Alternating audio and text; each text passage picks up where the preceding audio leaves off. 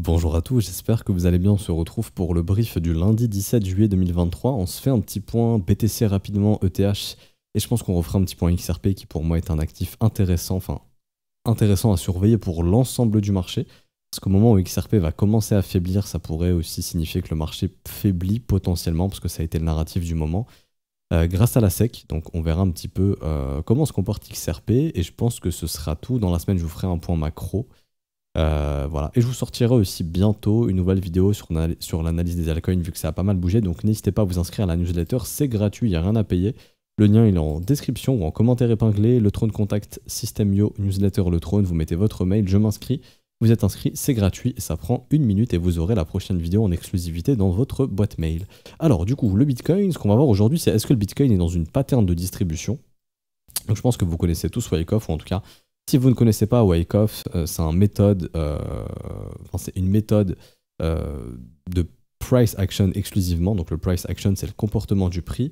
Et Wyckoff, en fait, tout simplement, ce que lui, il a décelé pendant des années, c'est le comportement du prix et des patterns d'accumulation, distribution, réaccumulation, etc., etc. Donc là, il y a une pattern de Wyckoff qui est très connue, qui est une pattern de distribution. Et si on regarde bien, c'est exactement ce que le Bitcoin serait potentiellement en train de faire ici. En tout cas, ça peut y ressembler beaucoup. Je vais vous montrer un petit peu tout ça. Donc, on aurait ici notre range, tout simplement. Donc là, c'est ce que vous avez ici sur Wyckoff. On aurait ici la première phase qu'on appelle d'abord le Psy, ici, donc la hausse des prix. Ok, donc là, en l'occurrence, la hausse des prix. Ensuite, on aurait ici le BC dans la phase A, ici. Donc le point est ici. On aurait l'AR ici, donc l'un des premiers creux, qui est là. Ensuite, on aurait ici le ST, donc le sommet qu'on peut retrouver là. Il faut que je passe en candle ici. Ok, donc là, on a le ST. On a un nouveau plus bas, donc là ici c'est ce qu'il appelle le SOW ici. Donc je ne connais pas forcément tous les termes de ce que ça signifie, etc. Mais bon, ce que je regarde c'est le schéma tout simplement et la compréhension de ce qu'il en est. Donc en fait la compréhension de cette distribution c'est d'à chaque fois aller chercher les sommets pour chasser les vendeurs, accumuler des creux ici pour pouvoir faire le retournement derrière. C'est un petit peu ce qu'on est en train de faire. Donc là, on était ici au ST. On a un nouveau plus bas, donc c'est ce qu'on a fait. On est venu nettoyer les stops ici. C'est ce qu'on est censé faire ici. Ok. Ensuite, on a l'UT ici, donc il vient prendre les stop loss. Ok. Donc là, c'est ce qu'on a fait ici, où on est venu prendre les stops. Ensuite, on a la consolidation du prix. Donc là, vous voyez, tac, tac, tac, tac, tac. On a exactement eu la même chose. Consolidation, on revient chercher à nouveau les stop loss. Donc là, c'est ce qu'on est venu faire. On vient chercher les stops. Et là, on a l'UTAD, donc avec ici la structure de distribution, les M qui se forment au niveau de la résistance, tac, tac, tac, et là, l'agression et la première résolution baissière qu'on a.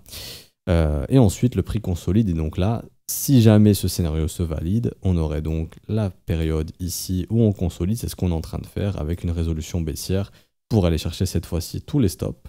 Et donc là, techniquement, c'est tous les stops d'ici qu'on va chercher, et on a la résolution baissière, et donc on a un retournement du marché. N'hésitez pas à me dire ce que vous en pensez en commentaire. Moi, je vais vous montrer techniquement quelles sont les invalidations et les validations. Donc, une invalidation de ce scénario, ce serait tout simplement un prix qui s'installe au-dessus. Ici, ok. Et une validation, ce serait très simplement un prix qui vient, pour moi, qui repasse sous les 29 800 et qui vient casser les ranges au sud, donc casser les 29 400.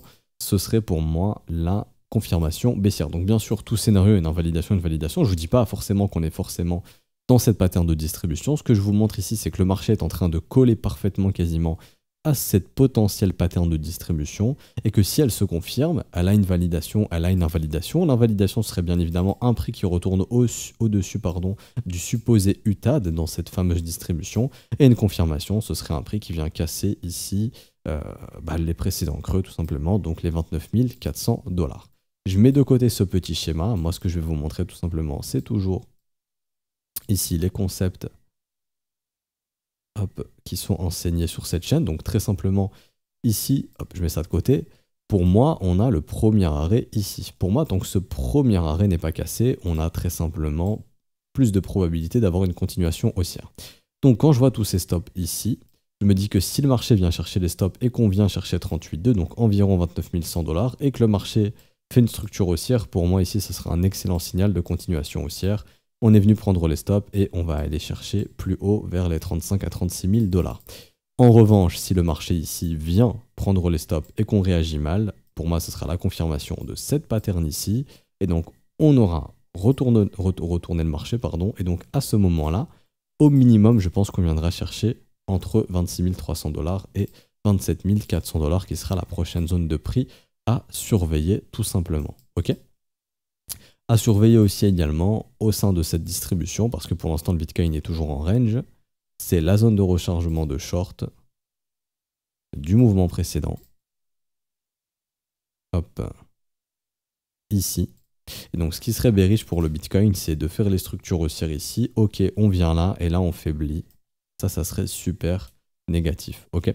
Donc, de toute façon, quoi qu'il en soit, il faut surveiller la résolution du range, ni plus ni moins. Si le range résout au nord, c'est bull. Si ça résout au sud, c'est bearish. Et on a une potentielle pattern de distribution que je viens de vous montrer. Là, actuellement, ça peut sentir le rebond parce qu'on a eu pas mal de funding négatif ce week-end sur ces creux. Donc, ça peut aller liquider un petit peu de vendeurs. Même Kingfisher ici donne un petit peu des targets de liquidation. On va attendre que ça charge si ça veut bien charger. Sinon, c'est pas grave. Je vais hard refresh, ce sera plus simple. Bon, si ça bug, c'est pas tellement grave. Voilà, donc là, en fait, pour ce week-end, on voit qu'on a eu pas mal de positions qui se sont ouvertes. Et du coup, on a pas mal de shorts qui se seraient... Enfin, on aurait des liquidations short sur les gros leviers autour des 31 200, 31 300 $. Donc, ça pourrait justement indiquer... On prend les liquidations des vendeurs de ce week-end.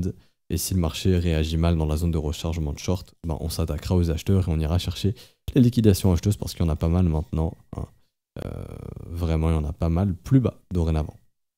Après, aussi des liquidations au nord, bien évidemment. C'est pour ça que la résolution du range sera importante. Mais là, franchement, ce week-end, il y a eu trop de funding négatif. Donc, je pense qu'on peut assister à un squeeze en ce début de semaine vers les 31 000, 31 200 $. Ensuite, on verra bien si le prix réagit bien ou non. S'il réagit mal, ça sera pour moi baissier et on ira possiblement récupérer tous les stops sous les 29 400 $ et on ira taguer les 29 100, le premier arrêt. Et on attend toujours la résolution de ce range. Ok. On est bloqué, on avait tenté de résoudre, ça a échoué, ça a été un fake out et du coup on reste entre ces bandes de Bollinger qui sont parfaitement au niveau du range. Donc pour moi, on est en train d'entrer dans la dernière phase de range avant une éventuelle résolution. Et de toute façon, le marché est maintenu artificiellement en range. Je vous montre ça rapidement. Mais on peut voir ça sur Binance, sur le spot de Binance ici, grâce aux ordres limites. Hop, vous voyez, ça c'est les buy limits ici, ça c'est les sell limits. Il y a beaucoup de sell limits qui ont été fill ici. Une fois qu'ils ont été fill, bam, on a remis des buy limits là, des buy limits ici. Et en fait, on voit que on est en train de tout faire pour garder Bitcoin en range. Ici, vous voyez, on met beaucoup d'ordres d'achat de 30 000 $ jusqu'à 29 400 et beaucoup d'ordres de vente de 31 500 jusqu'à 32 000 pour s'assurer que le Bitcoin reste en range. Et c'est ce qu'on fait depuis tellement longtemps. Beaucoup de liquidité sur le bas du range, beaucoup de liquidité au nord. On essaye de maintenir absolument le Bitcoin dans son range. Est-ce que c'est pour laisser les altcoins pumper? Très très probablement. Très très probablement. Parce que tant que Bitcoin range, on peut voir ici que l'argent, ça c'est l'altcoin dominance en orange que vous voyez ici. Orange jaune, plutôt jaune même. L'altcoin dominance remonte et donc l'argent va dans les alts actuellement. Et la Bitcoin dominance chute. Et donc le range du Bitcoin lui fait une faible volatilité. Donc ça je l'ai mis ici. On est sur une très très faible volatilité actuellement, on est quasiment sur des plus bas au niveau de volatilité de Bitcoin, ce qui fait que ça permet justement au marché des alts de pumper. Donc est-ce qu'on n'est pas dans la dernière phase où Bitcoin range, ici les altcoins pump, et jusqu'à ce que Bitcoin résoudre au sud et que les altcoins du coup redeviennent baissières, ça reste à voir. Pour l'instant Bitcoin reste toujours haussier, cette résolution de range sera très très très très importante pour la suite, tout simplement. Pas grand chose d'autre à dire pour Bitcoin. Pour Ethereum ici, alors oui, je vais revenir ici en daily. Donc on avait vu ensemble, c'était quand? C'était vendredi qu'on était autour des 2000 $ là, qu'on était exactement ici, qu'on était sur une zone de prix très dangereuse, de potentiel top. Est-ce que ça veut dire qu'on a top pour l'instant? Pas encore. Je vous réexplique, donc on avait tous les stops ici qui ont été chassés, on avait un petit peu d'imbalance ici. On avait également le haut du range précédent, ici vous voyez, qu'on est revenu tester, et aussi la zone de rechargement de short. Donc comme je vous disais, c'est une zone de potentiel top. En tout cas, s'il y a bien un niveau où Ethereum peut top, maintenant, c'est bien ici. Okay, Donc on a eu le rejet par la suite. Maintenant, c'est beaucoup trop tôt pour parler d'Ethereum baissier. Ethereum reste haussier, continue ses creux ascendants, ses sommets ascendants. Ce qui serait baissier pour Ethereum, c'est de faire une première structure baissière et d'aller casser le creux précédent. Si on fait ça, pour moi, Ether aura formé un top et on sera de nouveau baissier très très probablement sur Ethereum. Et donc on ira retester le V-bottom ici, autour des 1600-1650 $. Si Ethereum ne fait aucune structure baissière, son objectif est d'aller chercher au-dessus des 2030 $. Et donc là, Ether aura tout pour aller faire un nouveau sommet et pourquoi pas aller casser des 2140 $. Donc d'où justement ce que je vous expliquais, l'importance d'ouvrir un hedge ici pour sécuriser son investissement sur Ethereum. Et donc, ce que je surveille sur Ether dorénavant, c'est la même chose. On a une zone de combat ici entre 1898 et 1946 $. Je pense personnellement qu'on va probablement revenir faire un tour entre 1980 et 2000 $ à peu près. Si ici je vois aucun signe de faiblesse, on va aller chercher un nouveau sommet et ça sera positif pour Ethereum. En revanche, si on revient ici et qu'Ethereum faiblit, ça sent vraiment pas bon et là on pourrait venir nettoyer tous les stops ici qu'on est en train d'accumuler parce qu'on a chassé tous les stops des vendeurs. Hein. Tous les stops des vendeurs ont été pris, on fait que d'accumuler du stop d'acheteurs. Donc là il y a beaucoup de stop loss qui s'accumulent sous les 1815 $. Mais si en fait on fait une action de prix comme ça, bon déjà il y aura une grosse structure baissière, mais surtout on va casser le premier arrêt. On va aller chercher la zone de rechargement et déjà pour moi ça changera complètement le comportement du prix. Hein. On aura cassure de creux ici en daily, on ira chercher tous les stops ici et on aura également cassure du premier arrêt. Donc ça sera vraiment pas top. Ok. Et à ce moment-là, si Ether fait ça, c'est que Bitcoin lui est venu faire peut-être quelque chose comme ça également. Et ça serait pas hyper positif pour Bitcoin parce qu'en fait il casserait également son range au sud. Ok, donc vigilance, vraiment vigilance, c'est bien, les altcoins restent toujours haussières, donc les altcoins continuent de pousser plus haut. Techniquement, Bitcoin, il n'y a pas encore de signe de top, Ethereum non plus, mais on entre dans des zones dangereuses, donc vaudrait mieux penser à se hedger vraiment, plutôt que de subir un éventuel retournement. Si vous êtes hedgé, vous perdez rien, et si on confirme, et si Bitcoin casse au nord sa résistance, vous fermez les hedges tout simplement et vous bénéficierez justement d'une prochaine hausse du marché. Mais en tout cas, si vous ne faites rien ici, que vous attendez que le marché se retourne et au moins que vous ne prenez pas de profit, bah, vous allez vous faire allumer si le marché se retourne. Donc c'est un risque à ne pas prendre en fait tout simplement. Il faut mettre les chances de son côté et la gestion du risque de son côté. Et pour moi, ça serait l'une des meilleures choses à faire ici. Pas grand chose de plus à dire sur Ethereum, sincèrement, je réfléchis, mais non. Il n'y a pas grand chose de plus à dire sur Ether. Et donc pour finir, XRP. Donc XRP, on avait vu ensemble vendredi qu'on est venu chercher le premier arrêt. 38,2 ici, c'est un niveau qui est clé et qui est très important. Pour moi, on sera fixé sur est-ce que XRP ici, c'est bon, c'était l'exit pump grâce à la news de la SEC. Et c'est bon, le marché va finir son pump et on va retourner vers le support des 57 centimes, voire réintégrer le range précédent, ce qui ne serait pas hyper positif. En tout cas, ça voudrait dire que on pourrait re-ranger comme ça pendant très longtemps, avant cette fois-ci une vraie résolution plus tard dans l'année ou en 2024 ou en 2025. Donc c'est pour ça que je passe ici en daily. Et ce qui va être très important, c'est de voir la résolution de la zone de combat qu'on a créée ici. Ça, c'est le point haut, point boule. Donc si on va faire des nouveaux plus hauts au-dessus de 93 centimes, c'est très haussier pour XRP. Et si on revient sous les 66 centimes, c'est vraiment pas bullish pour XRP. Et du coup, là, je diminue l'unité de temps. Est-ce qu'on va surveiller absolument? Donc là, je vais juste bien remettre la zone de combat en H4. Et ce qu'il faudra surveiller absolument sur Ethereum, c'est ici la zone de rechargement de short. Okay, donc pour moi, Ethereum, la zone qu'il faut surveiller, c'est entre 83 centimes et 88 centimes de dollars. Pardon, XRP, je voulais dire, si j'ai dit Ether, je voulais dire XRP. Donc si XRP revient ici et que derrière on faiblit, franchement, on peut commencer à se poser des questions parce que derrière, bah, ça pourrait mener une résolution baissière et donc en daily former de la structure baissière et donc ça serait un signal de fin de pump. Moi, ce que je vous recommande également sur XRP, si vous en avez, c'est de vous hedger une fois qu'on vient chercher, si on y vient bien sûr, mais je pense qu'on va probablement y aller.